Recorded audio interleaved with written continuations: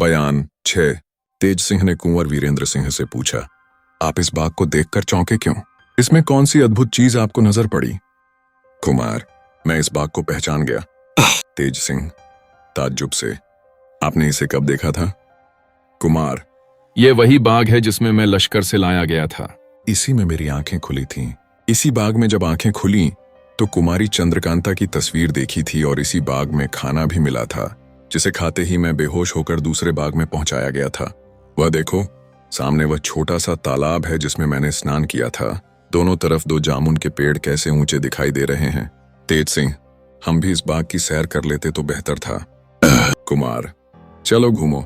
मैं ख्याल करता हूं कि उस कमरे का दरवाजा भी खुला होगा जिसमें कुमारी चंद्रकांता की तस्वीर देखी थी।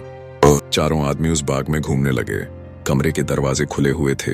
जो जो चीजें पहले कुमार ने देखी थीं, आज भी नजर पड़ी। सफाई भी अच्छी थी। किसी जगह गर्द या कतवार का नामो निशान न था। पहली दफा जब कुमार इस बाग में आए थे तब इनकी दूसरी ही हालत थी। ताज्जुब में भरे हुए थे, तबीयत घबरा रही थी। कई बातों का सोच घेरे हुए था, इसलिए इस बाग की सैर पूरी तरह से नहीं कर सके थे। पर आज अपने अय्यारों के साथ हैं, किसी बात की फिक्र नहीं, बल्कि बहुत से अरमानों के पूरा होने की उम्मीद बंध रही है। खुशी खुशी अय्यारों के साथ घूमने लगे। आज इस बाग की कोई कोठरी, कोई कमरा, कोई दरवाजा बंद नहीं है।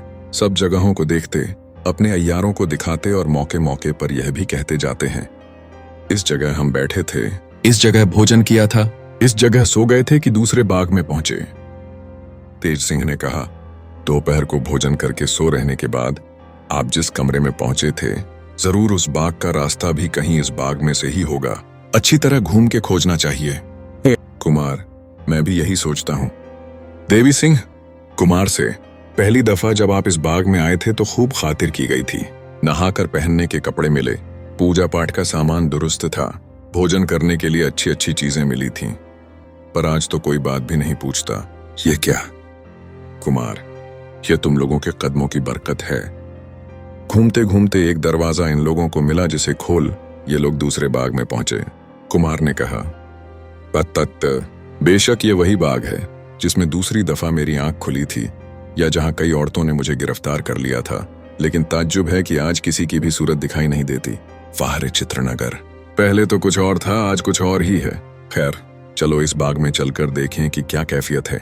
वह तस्वीर का दरबार और रौनक बाकी है या नहीं। रास्ता याद है और मैं इस बाग में बखूबी जा सकता हूँ। इतना कह कुमार आगे हुए और उनके पीछे पीछे चारों अय्यार भी तीसरे बाग की तरफ बढ़े। बयान 7। विजयगढ़ के महाराज जय सिंह को पहले यह खबर मिली थी कि तिलिस्म टूट जाने पर भी कुमारी चंद्रकांता की खबर न लगी। इसके बाद यह मालूम हुआ कि कुमारी जीती जागती है और उसी की खोज में वीरेंद्र सिंह फिर खोह के अंदर गए हैं। इन सब बातों को सुन सुनकर महाराज जय सिंह बराबर उदास रहा करते थे। महल में महारानी की भी बुरी दशा थी। चंद्रकांता की जुदाई में खाना पीना बिल्कुल छूटा हुआ था। सूख के कांटा हो रही थीं और जितनी औरतें महल में थीं सभी उदास और दुखी रहा करती थीं। एक दिन महाराज जय सिंह दरबार में बैठे थे। दीवान हरदयाल सिंह जरूरी अर्जियां पढ़कर सुनाते और हुक्म लेते जाते थे। इतने में एक जासूस हाथ में एक छोटा सा लिखा हुआ कागज लेकर हाजिर हुआ।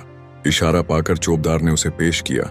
दीवान हरदयाल सिंह ने उससे पूछा, यह कैसा कागज लाया है और क्या कहता है? जासूस ने अर्ज किया, इस तरह के लिखे हुए कागज शहर में बहुत जगह चिपके हुए दिखाई दे रहे हैं। तिरमुहानियों पर, बाजार में, बड़ी बड़ी सड़कों पर इसी तरह के कागज नजर पड़ते हैं। मैंने एक आदमी से पढ़वाया था जिसके सुनने से जी में डर पैदा हुआ और एक कागज उखाड़कर दरबार में ले आया हूं। बाजार में इन कागजों को पढ़ पढ़कर लोग बहुत घबरा रहे हैं। ओ, जासूस के हाथ से कागज लेकर दीवान हरदयाल सिंह ने पढ़ा और महाराज को सुनाया। यह लिखा हुआ था, नौगढ़ और विजयगढ़ के राजा आजकल बड़े जोर में आए होंगे। दोनों को इस बात की बड़ी शेखी होगी कि हम चुनारगढ़ फतह करके निश्चित हो गए, अब हमारा कोई दुश्मन नहीं रहा। इसी तरह वीरेंद्र सिंह भी फूले न समाते होंगे। आजकल मजे में खो की हवा खा रहे हैं, मगर यह किसी को मालूम नहीं कि उन लोगों का बड़ा भारी दुश्मन मैं अभी तक जीता हूँ। आज से मैं अपना काम शुरू करूंगा। नौगढ़ और विजयगढ़ के राजाओं, सरदारों और बड़े बड़े सेठ साहूकारों को चुन चुन कर मारूंगा। दोनों राज्य मिट्टी में मिला दूंगा और फिर भी गिरफ्तार न होऊंगा। यह न समझना कि हमारे यहाँ बड़े बड़े अय्यार हैं। मैं ऐसे ऐसे अय्यारों को कुछ भी नहीं समझता। मैं भी एक बड़ा भारी अय्यार हूँ, लेकिन मैं किसी को गिरफ्तार न करूंगा। बस जान से मार डालना मेरा काम होगा। अब अपनी अपनी जान की हिफाजत चाहो तो यहाँ से भागते जाओ। खबरदार, खबरदार, खबरदार। तैयारों का गुरु घंटाल, जालिम खां। इस कागज को सुन महाराज जय सिंह घबरा उठे। हरदयाल सिंह के भी होश जाते रहे और दरबार में जितने आदमी थे सभी कांप उठे। मगर सभी को ढांढस देने के लिए महाराज ने गंभीर भाव से कहा, हम ऐसे ऐसे लुच्चों के डराने से नहीं डरते, कोई घबराने की जरूरत नहीं।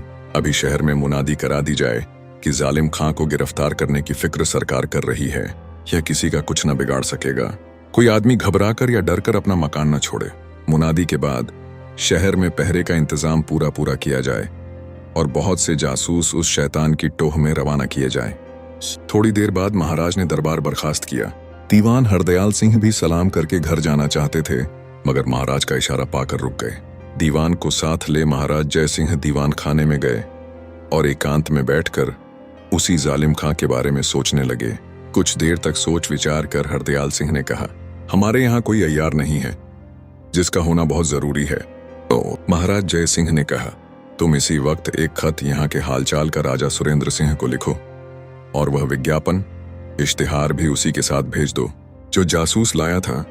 महाराज के हुक्म के मुताबिक हरदयाल सिंह ने खत लिखकर तैयार किया और एक जासूस को देकर उसे पोशीदा तौर पर नौगढ़ की तरफ रवाना किया। इसके बाद महाराज ने महल के चारों तरफ पहरा बढ़ाने के लिए हुक्म देकर दीवान को विदा किया। इन सब कामों से छुट्टी पा महाराज महल में गए। रानी से भी यह हाल कहा। वह भी सुनकर बहुत घबराई। औरतों में इस बात की खलबली पड़ गई। आज का दिन और रात इस आश्चर्य में गुजर गई। दूसरे दिन दरबार में फिर एक जासूस ने कल की तरह एक और कागज लाकर पेश किया और कहा, आज तमाम शहर में इसी तरह के कागज चिपके दिखाई देते हैं। दीवान हरदयाल सिंह ने जासूस के हाथ से वह कागज ले लिया और पढ़कर महाराज को सुनाया। यह लिखा था, वाह वाह वाह, आपके किए कुछ न बन पड़ा तो नौगढ़ से मदद मांगने लगे। यह नहीं जानते कि नौगढ़ में भी मैंने उपद्रव मचा रखा है। क्या आपका जासूस मुझसे छिपकर कहीं जा सकता था? मैंने उसे खत्म कर दिया। किसी को भेजिए उसकी लाश उठा लावे। शहर के बाहर कोस भर पर उसकी लाश मिलेगी। वही जालिम खां। इस इश्तिहार के सुनने से महाराज का कलेजा कांप उठा। दरबार में जितने आदमी बैठे थे सभी के छक्के छूट गए। अपनी अपनी फिक्र पड़ गई। महाराज के हुक्म से कई आदमी शहर के बाहर उस जासूस की लाश उठा लाने के लिए भेजे गए। जब तक उसकी लाश दरबार के बाहर लाई जाए, एक धूम सी मच गई। हजारों आदमियों की भीड़ लग गई। सभी की जुबान पर जालिम खां सवार था। नाम से लोगों के रोने खड़े होते थे। जासूस के सिर का पता न था और जो खत वह ले गया था वह उसके बाजू से बंधी हुई थी। जाहिर है महाराज ने सभी को ढांढस दिया, मगर तबीयत में अपनी जान का भी खौफ मालूम हुआ। दीवान से कहा, शहर में मुनादी करा दी जाए कि जो कोई इस जालिम खां को गिरफ्तार करेगा उसे सरकार से 10,000 रुपया मिलेगा और यहाँ के कुल हालचाल का खत 5 सवारों के साथ नौगढ़ रवाना किया जाए। यह हुक्म देकर महाराज ने दरबार बर्खास्त किया। 5 सवार जो खत लेकर नौगढ़ रवाना हुए डर के मारे कांप रहे थे। अपनी जान का डर था। आपस में इरादा कर लिया कि शहर के बाहर होते ही बेतहाशा घोड़े फेंके निकल जाएंगे, मगर न हो सका। दूसरे दिन सवेरे ही फिर इश्तिहार ले हुए एक पहरे वाला दरबार में हाजिर हुआ। हरदयाल सिंह ने इश्तिहार लेकर देखा। यह लिखा था, इन 5 सवारों की क्या मजाल थी जो मेरे हाथ से बचकर निकल जाते। आज तो इन्हीं पर गुजरी, कल से तुम्हारे महल में खेल मचाऊंगा। लो अब खूब संभल कर रहना। तुमने ये मुनादी कराई है कि जालिम खां को गिरफ्तार करने वाला 10,000 इनाम पाएगा। मैं भी कह देता हूं कि जो कोई मुझे गिरफ्तार करेगा उसे 20,000 इनाम दूंगा। वही जालिम खां। आज का इश्तिहार पढ़ने से लोगों की क्या स्थिति हुई वे ही जानते होंगे। महाराज के तो होश उड़ गए। उनको अब उम्मीद न रही कि हमारी खबर नौगढ़ पहुंचेगी। एक खत के साथ पूरी पलटन को भेजना यह भी जवामर्दी से दूर था। सिवाय इसके दरबार में जासूसों ने यह खबर सुनाई कि जालिम खां के खौफ से शहर कांप रहा है। ताज्जुब नहीं कि 2 या 3 दिन में तमाम रियाया शहर खाली कर दें। यह सुनकर और भी तबीयत घबरा उठी। महाराज ने कई आदमी उन सवारों की लाशों को लाने के लिए रवाना किए। वहां जाते उन लोगों की जान कांपती थी, मगर हाकिम का हुक्म था। क्या करते, लाचार जाना पड़ता था। 5 आदमियों की लाशें लाई गईं। उन सभी के सिर कटे हुए न थे। मालूम होता था फांसी लगाकर जान ली गई है, क्योंकि गर्दन में रस्से के दाग थे। इस कैफियत को देखकर महाराज हैरान हो चुपचाप बैठे थे। कुछ अक्ल काम नहीं करती थी। इतने में सामने से पंडित बद्रीनाथ आते दिखाई दिए। आज पंडित बद्रीनाथ का ठाठ देखने लायक था। पोर पोर से फुर्तीलापन झलक रहा था। अय्यारी के पूरे ठाठ से सजे थे, बल्कि उसे फाजिल तीर कमान लगाए, चुस्त जांघिया कसे, बटुआ और खंजर कमर से, कमंद पीठ पर लगाए, पत्थरों की झोली गले में लटकती हुई, छोटा सा डंडा हाथ में लिए कचहरी में आ मौजूद हुए। महाराज को यह खबर पहले ही लग चुकी थी कि राजा शिवदत्त अपनी रानी को लेकर तपस्या करने के लिए जंगल की तरफ चले गए और पंडित बद्रीनाथ, पन्नालाल वगैरह सब अय्यार राजा सुरेंद्र सिंह के साथ हो गए हैं। ऐसे वक्त में पंडित बद्रीनाथ का पहुंचना महाराज के वास्ते ऐसा हुआ जैसे मरे हुए पर अमृत बरसना। देखते ही खुश हो गए, प्रणाम करके बैठने का इशारा किया। बद्रीनाथ आशीर्वाद देकर बैठ गए। जय सिंह, आज आप बड़े मौके पर पहुंचे। बद्रीनाथ, जी हाँ, अब आप कोई चिंता ना करें, 2-1 दिन में ही जालिम खां को गिरफ्तार कर लूंगा। जय सिंह, आपको जालिम खां की खबर कैसे लगी। बद्रीनाथ, इसकी खबर तो नौगढ़ ही में लग गई थी, जिसका खुलासा हाल दूसरे वक्त कहूंगा। यहाँ पहुंचने पर शहर वालों को मैंने बहुत उदास और डर के मारे कांपते देखा। रास्ते में जो भी मुझको मिलता था उसे बराबर ढांढस देता था कि घबराओ मत, अब मैं आ पहुंचा हूं। बाकी हाल एकांत में कहूंगा और जो कुछ काम करना होगा उसकी राय भी दूसरे वक्त एकांत में ही आपके और दीवान हरदयाल सिंह के सामने पक्की होगी, क्योंकि अभी तक मैंने स्नान पूजा कुछ भी नहीं किया है। इससे छुट्टी पाकर तब कोई काम करूंगा। अब महाराज जय सिंह के चेहरे पर कुछ खुशी दिखाई देने लगी। दीवान हरदयाल सिंह को हुक्म दिया, पंडित बद्रीनाथ को आप अपने मकान में उतारिए और इनके आराम की कुल चीजों का बंदोबस्त कर दीजिए, जिससे किसी बात की तकलीफ ना हो। मैं भी अब उठता हूं। बद्रीनाथ, शाम को महाराज के दर्शन कहाँ होंगे, क्योंकि उसी वक्त मेरी बातचीत होगी। जय सिंह, जिस वक्त चाहो मुझसे मुलाकात कर सकते हो। महाराज जय सिंह ने दरबार बर्खास्त किया। पंडित बद्रीनाथ को साथ ले दीवान हरदयाल सिंह अपने मकान पर आए और उनकी जरूरत की चीजों का पूरा इंतजाम कर दिया। जो कुछ दिन बाकी था पंडित बद्रीनाथ ने जालिम खां के गिरफ्तार करने की तरकीब सोचने में गुजारा। शाम के वक्त दीवान हरदयाल सिंह को साथ ले महाराज जय सिंह से मिलने गए। मालूम हुआ कि महाराज बाग की सैर कर रहे हैं। वे दोनों बाग में गए। उस वक्त वहां महाराज के पास बहुत से आदमी थे। पंडित बद्रीनाथ के आते ही वे लोग विदा कर दिए गए। सिर्फ बद्रीनाथ और हरदयाल सिंह महाराज के पास रह गए। पहले कुछ देर तक चुनारगढ़ के राजा शिवदत्त सिंह के बारे में बातचीत होती रही। इसके बाद महाराज ने पूछा, नौगढ़ में जालिम खां की खबर कैसे पहुंची। बद्रीनाथ, नौगढ़ में भी इसी तरह के इश्तिहार चिपकाए हैं, जिनके पढ़ने से मालूम हुआ कि विजयगढ़ में वह उपद्रव मचाएगा, इसलिए हमारे महाराज ने मुझे यहाँ भेजा है। ओह महाराज, इस दुष्ट जालिम खां ने वहां तो किसी की जान न ली। बद्रीनाथ, नहीं, वहां अभी उसका दांव नहीं लगा। अय्यार लोग भी बड़ी मुस्तैदी से उसकी गिरफ्तारी की फिक्र में लगे हुए हैं। महाराज, यहां तो उसने कई खून किए। बद्रीनाथ, शहर में आते ही मुझे खबर लग चुकी है। खैर, देखा जाएगा। महाराज, अगर ज्योतिषी जी को भी साथ लाते तो उनके रमल की मदद से बहुत जल्द गिरफ्तार हो जाता। बद्रीनाथ, महाराज, जरा इसकी बहादुरी की तरफ ख्याल कीजिए कि इश्तिहार देकर डंके की चोट काम कर रहा है। ऐसे शख्स की गिरफ्तारी भी उसी तरह होनी चाहिए। ज्योतिषी जी की मदद की इसमें क्या जरूरत है। महाराज, देखें वह कैसे गिरफ्तार होता है। शहर भर उसके खौफ से कांप रहा है। बद्रीनाथ, घबराइए नहीं, सुबह शाम में किसी न किसी को गिरफ्तार करता हूं। महाराज, क्या वे लोग कई आदमी हैं। बद्रीनाथ, जरूर कई आदमी होंगे। ये अकेले का काम नहीं है कि यहां से नौगढ़ तक की खबर रखे और दोनों तरफ नुकसान पहुंचाने की नियत करे। महाराज, अच्छा, जो चाहो करो। तुम्हारे आ जाने से बहुत कुछ ढांढस हो गई, नहीं तो बड़ी ही फिक्र लगी हुई थी। बद्रीनाथ, अब मैं रुखसत होऊंगा, बहुत कुछ काम करना है। हरदयाल सिंह, क्या आप डेरे की तरफ नहीं जाएंगे। बद्रीनाथ, कोई जरूरत नहीं, मैं पूरे बंदोबस्त से आया हूं और जिधर जी चाहेगा चल दूंगा। कुछ रात जा चुकी थी जब महाराज से विदा हो बद्रीनाथ जालिम खां की टोह में रवाना हुए। बयान 8। बद्रीनाथ जालिम खां की फिक्र में रवाना हुए। वो क्या करेंगे, कैसे जालिम खां को गिरफ्तार करेंगे, इसका हाल किसी को मालूम नहीं। जालिम खां ने आखिरी इश्तिहार में महाराज को धमकाया था कि अब तुम्हारे महल में डाका मरूंगा। महाराज पर इश्तिहार का बहुत कुछ असर हुआ। पहरे पर आदमी चौगुने कर दिए गए। आप भी रात भर जागने लगे।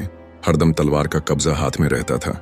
बद्रीनाथ के आने से कुछ तसल्ली हो गई थी, मगर जिस रोज वह जालिम खां को गिरफ्तार करने चले गए, उसके दूसरे ही दिन फिर इश्तिहार शहर में हर चौमुहानियों और सड़कों पर चिपका हुआ लोगों की नजर पड़ा, जिसमें का एक कागज जासूस ने लाकर दरबार में महाराज के सामने पेश किया और दीवान हरदयाल सिंह ने पढ़कर सुनाया। यह लिखा हुआ था, महाराज जय सिंह, होशियार रहना, पंडित बद्रीनाथ की अय्यारी के भरोसे मत भूलना। वह कल का छोकरा क्या कर सकता है। पहले तो जालिम खां तुम्हारा दुश्मन था, अब मैं भी पहुंच गया हूं। 15 दिन के अंदर इस शहर को उजाड़ कर दूंगा और आज के चौथे दिन बद्रीनाथ का सिर लेकर 12 बजे रात को तुम्हारे महल में पहुंचूंगा। होशियार, उस वक्त भी जिसका जी चाहे मुझे गिरफ्तार कर ले। देखूं तो माई का लाल कौन निकलता है। जो कोई महाराज का दुश्मन हो और मुझसे मिलना चाहे वह टेटी छोटी में 12 बजे रात को मिल सकता है। आफत खां खूनी। इस इश्तिहार ने तो महाराज के बचे बचाए होश भी उड़ा दिए। बस यही जी में आता था कि इसी वक्त विजयगढ़ छोड़ के भाग जाए, मगर जवामर्दी और हिम्मत ऐसा करने से रोकती थी। जल्दी से दरबार बर्खास्त किया। दीवान हरदयाल सिंह को साथ ले दीवान खाने में चले गए और इस नए आफत खां खूनी के बारे में बातचीत करने लगे। महाराज, अब क्या किया जाए? एक ने तो आफत मचा ही रखी थी, अब दूसरे इस आफत खां ने आकर और भी जान सुखा दी। अगर ये दोनों गिरफ्तार न हुए तो हमारे राज्य करने पर लानत है। हरदयाल सिंह, बद्रीनाथ के आने से कुछ उम्मीद हो गई थी कि जालिम खां को गिरफ्तार करेंगे, मगर अब तो उनकी जान भी बचती नजर नहीं आती। महाराज, किसी तरकीब से आज की यह खबर नौगढ़ पहुंचती तो बेहतर होता। वहां से बद्रीनाथ की मदद के लिए कोई और अय्यार आ जाता। हरदयाल सिंह, नौगढ़ जिस आदमी को भेजेंगे उसी की जान जाएगी। हाँ, 100-200 आदमियों के पहरे में कोई खत जाए तो शायद पहुंचे। महाराज, गुस्से में आकर, नाम को हमारे यहाँ 50 जासूस हैं, बरसों से हरामखोरों की तरह बैठे खा रहे हैं, मगर आज एक काम उनके किए नहीं हो सकता। न कोई जालिम खां की खबर लाता है, न कोई नौगढ़ खत पहुंचाने लायक है। हरदयाल सिंह, एक ही जासूस के मरने से सभी के छक्के छूट गए। महाराज, खैर, आज शाम को हमारे कुल जासूसों को लेकर बाग में आओ। या तो कुछ काम ही निकालेंगे या सारे जासूस तोप के सामने रखकर उड़ा दिए जाएंगे। फिर जो कुछ होगा देखा जाएगा। मैं खुद उस हरामजादे को पकड़ूंगा। हरदयाल सिंह, जो हुक्म। महाराज, ओरिडा, बस अब जाओ। जो हमने कहा है उसकी फिक्र करो। दीवान हरदयाल सिंह महाराज से विदा हो अपने मकान पर गए, मगर हैरान थे कि क्या करें, क्योंकि महाराज को बेतरह क्रोध चढ़ आया था। उम्मीद तो यही थी कि किसी जासूस के किए कुछ न होगा और वे बेचारे मुफ्त में तोप के आगे उड़ा दिए जाएंगे। फिर वे यह भी सोचते थे कि जब महाराज खुद उन दुष्टों की गिरफ्तारी की फिक्र में घर से निकलेंगे तो मेरी जान भी गई। अब जिंदगी की क्या उम्मीद है। बयान 9। कुंवर वीरेंद्र सिंह तीसरे बाग की तरफ रवाना हुए, जिसमें राजकुमारी चंद्रकांता की दरबारी तस्वीर देखी थी और जहां कई औरतें कैदियों की तरह इनको गिरफ्तार करके ले गई थीं। उसमें जाने का रास्ता इनको मालूम था। जब कुमार उस दरवाजे के पास पहुंचे जिसमें से होकर ये लोग उस बाग में पहुंचते, तो वहां एक कमसिन औरत नजर पड़ी जो इन्हीं की तरफ आ रही थी। देखने में खूबसूरत और पोशाक भी उसकी बेशकीमती थी। हाथ में एक खत लिए कुमार के पास आकर खड़ी हो गई। खत कुमार के हाथ में दे दिया। उन्होंने ताज्जुब में आकर खुद उसे पढ़ा। लिखा हुआ था, बस कई दिनों से आप हमारे इलाके में आए हुए हैं, इसलिए आपकी मेहमानदारी हमको लाजिम है। आज सब सामान दुरुस्त किया है। इसी लौंडी के साथ आइए और झोंपड़ी को पवित्र कीजिए। इसका एहसान जन्म भर न भूलूंगा। सिद्धनाथ योगी। कुमार ने खत तेज सिंह के हाथ में दे दिया। उन्होंने पढ़कर कहा, साधु हैं, योगी हैं, इसी से इस खत में कुछ हुकूमत भी झलकती है। देवी सिंह और ज्योतिषी जी ने भी खत को पढ़ा। शाम हो चुकी थी। कुमार ने अभी उस खत का कुछ जवाब नहीं दिया था कि तेज सिंह ने उस औरत से कहा, हम लोगों को महात्मा जी की खातिर मंजूर है, मगर अभी तुम्हारे साथ नहीं जा सकते। घड़ी भर के बाद चलेंगे, क्योंकि संध्या करने का समय हो चुका है। औरत, तब तक मैं ठहरती हूँ, आप लोग संध्या कर लीजिए। अगर हुक्म हो तो संध्या के समय के लिए जल और आसन ले आऊं। देवी सिंह, नहीं, कोई जरूरत नहीं। औरत, तो फिर यहाँ संध्या कैसे कीजिएगा? इस बाग में कोई नहर नहीं, बावड़ी नहीं। तेज सिंह, उस दूसरे बाग में बावड़ी है। ओ औरत, इतनी तकलीफ करने की क्या जरूरत है? मैं अभी सब सामान ले आती हूँ, या फिर मेरे साथ चलिए, उस बाग में संध्या कर लीजिएगा। अभी तो उसका समय भी नहीं बीत चला है। तेज सिंह, ओ दादाओ, नहीं, हम लोग इसी बाग में संध्या करेंगे। अच्छा, जल ले आओ। इतना सुनते ही वह औरत लपकती हुई तीसरे बाग में चली गई। कुमार, इस खत को भेजने वाले अगर वे ही योगी हैं जिन्होंने मुझे कूदने से बचाया था, तो बड़ी खुशी की बात है। जरूर वहां वन कन्या से भी मुलाकात होगी। मगर तुम रुक क्यों गए? उसी बाग में चलकर संध्या कर लेते। मैं तो उसी वक्त कहने को था, मगर ये समझकर चुप हो रहा कि शायद इसमें भी तुम्हारा कोई मतलब हो। तेज सिंह, जरूर ऐसा ही है। देवी सिंह, पूछाओ, क्यों उस्ताद, इसमें क्या मतलब है? तेज सिंह, देखो मालूम ही हुआ जाता है। कुमार, तो कहते क्यों नहीं? आखिर कब बतलाओगे? तेज सिंह, हमने ये सोचा कि कहीं योगी जी हम लोगों से धोखा न करें कि खाने पीने में बेहोशी की दवा मिलाकर खिला दें। जब हम लोग बेहोश हो जाएं तो उठवाकर खोह के बाहर रखवा दें और यहाँ आने का रास्ता बंद करवा दें। ऐसा होगा तो कुल मेहनत ही बर्बाद हो जाएगी। देखिए, आप भी इसी बाग में बेहोश किए गए थे जब कैदी बनाकर लाए थे और प्यास लगने पर एक कटोरा पानी पिया था। उसी वक्त बेहोश हो गए और खोह में ले जाकर रख दिए गए थे। अगर ऐसा न हुआ होता तो उसी समय कुछ न कुछ हाल यहाँ का मिल गया होता। फिर मैं यह भी सोचता हूँ कि अगर हम लोग वहां जाकर भोजन से इनकार करेंगे तो ठीक ना होगा, क्योंकि दावत कबूल करके मौके पर खाने से इनकार कर जाना उचित नहीं है। तो देवी सिंह, तो फिर इसकी तरकीब क्या सोची है? तेज सिंह हंसकर, तरकीब क्या, बस वही तिलिस्मी गुलाब का फूल घिस कर सभी को पिलाऊंगा और आप भी पीऊंगा। फिर 7 दिन तक बेहोश करने वाला कौन है? कुमार, हाँ ठीक है, पर वह वैद्य भी कैसा चतुर होगा जिसने दवाइयों से ऐसे काम के नायाब फूल बनाए। तेज सिंह, ठीक ही है। इतने में वही औरत सामने से आती दिखाई पड़ी। उसके पीछे 3 लौंडियां वासन, पंचपात्र, जल इत्यादि हाथों में लिए आ रही थीं। उस बाग में एक पेड़ के नीचे कई पत्थर बैठने लायक रखे हुए थे। औरतों ने उन पत्थरों पर सामान दुरुस्त कर दिया।